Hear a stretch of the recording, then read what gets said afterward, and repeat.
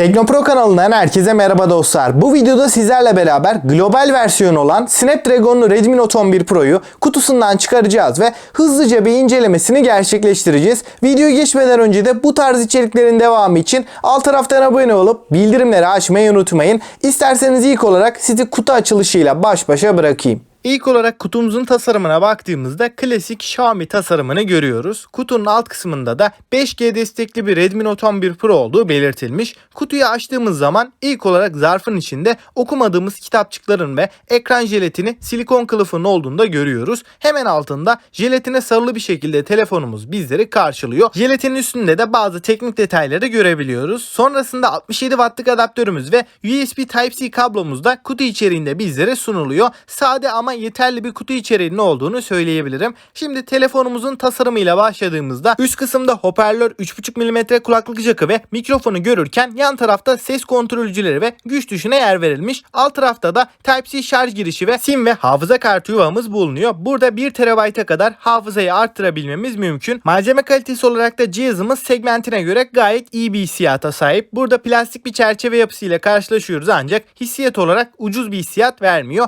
Arka kapağımızda kullanılan cam yüzeyinde buzlu bir görünüme sahip olması tasarım yönündeki güzel detaylardan diyebilirim. Fakat arka kapağın Çin versiyonunda olduğu gibi bayağı bir parmak izi bıraktığını da söyleyeyim. Bunun yanında yine telefonumuzun köşeli bir tasarıma sahip olduğunu söyleyebilirim. Note 11 Pro 8.1 mm'lik kalınlığa ve 202 gramlık bir ağırlığa sahip. Bu noktada uzun süreli kullanımlarda elimizi yorduğunu da belirtmem gerekiyor. Ekran tarafına geçtiğimiz zaman da 6.67 inç AMOLED Full HD Plus çözünürlüğünde ve 395 ppi gibi güzel bir piksel yoğunluğuna sahip olan bu ekranımız 120 Hz tazeleme ve 360 Hz'de dokunma hassasiyetini bizlere sunuyor. Gerçekten gerek akıcılık konusunda gerekse görsel deneyim açısından oldukça kaliteli bir ekranla karşılaşıyoruz. Buna ek olarak ekranımızın desteklediği teknolojilerde de HDR10 ve DCI-P3 renk uzayının %100'ünü kapsadığını görebilirken Note 11 Pro parlaklık konusunda 1200 nit gibi çok yüksek bir değere ulaşabiliyor. Bu ekran her türlü kullanım için bize çok iyi bir deneyim veriyor. Ekran kalitesi çok üst seviyede diyebilirim.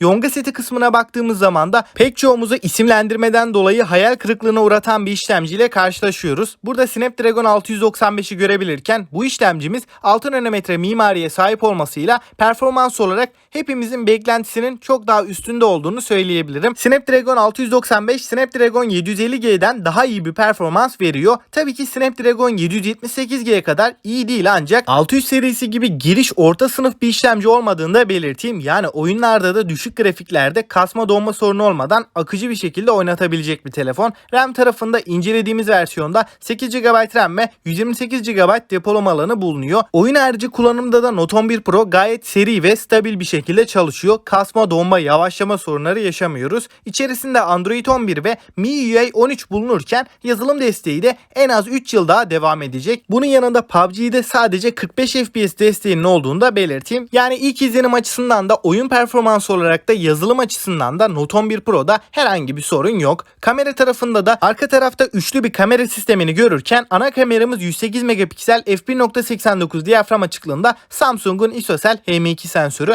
Yardımcı kameraları da şu anda ekranda görüyorsunuz. Fotoğraf çekim kalitesi olarak da ortalamada iyi bir performansının olduğunu söyleyebiliriz. Renkler olması gerektiği gibi gerçeğe yakın gözükürken çözünürlük de gayet yeterli. Ama video performansı olarak bu cihaz tamamen hayal kırıklığı diyebilirim. Sadece Full HD 30 FPS videolar çekebiliyoruz ve sadece EIS desteğimizin olduğunu söyleyeyim. İşlemcimiz 4K videoları da rahat çekebilecek seviyede ama burada ciddi bir kısıtlamaya gidilmiş. Eğer video performansı sizin için önemli bir kriterse Note 11 Pro'nun global versiyonunu kesinlikle tercih etmeyin derim. Ön kamera olarak da 16 megapiksellik bir kameramız bulunuyor. Bu kamerada standart bir performansa sahip. Kamera konusunda Note 11 Pro 5G beni hayal kırıklığına uğrattı. Note 10 Pro'dan bile daha kötü olduğunu söyleyebilirim. Batarya kısmında ise 5000 mAh'lik batarya ve 67 Watt'lık güzel bir hızlı şarj desteğimiz bulunuyor. Batarya konusunda bir günü rahatlıkla çıkartabilecek bir bataryası var. Ancak detaylı testlerinde inceleme videosunda değineceğiz. Güvenlik kısmında da oldukça seri ve kararlı çalışan bir parmak izi okuyucumuz bulunuyor. Hoparlör kısmında da stereo hoparlörlerimiz cihazımızda mevcut ama Çin versiyonu kadar kaliteli bir hoparlörü yok. Yani ortalama düzeyde diyebilirim. Suya ve toza karşı IP53 ile korunan Redmi Note 11 Pro 5G, Wi-Fi 6 ve Bluetooth 5.2 teknolojisini de destekliyor. Bunun yanında NFC desteğimiz de bulunuyor. Fiyatı henüz belli değil ama ortalama 6000-7000 TL civarında olacağını düşünüyorum.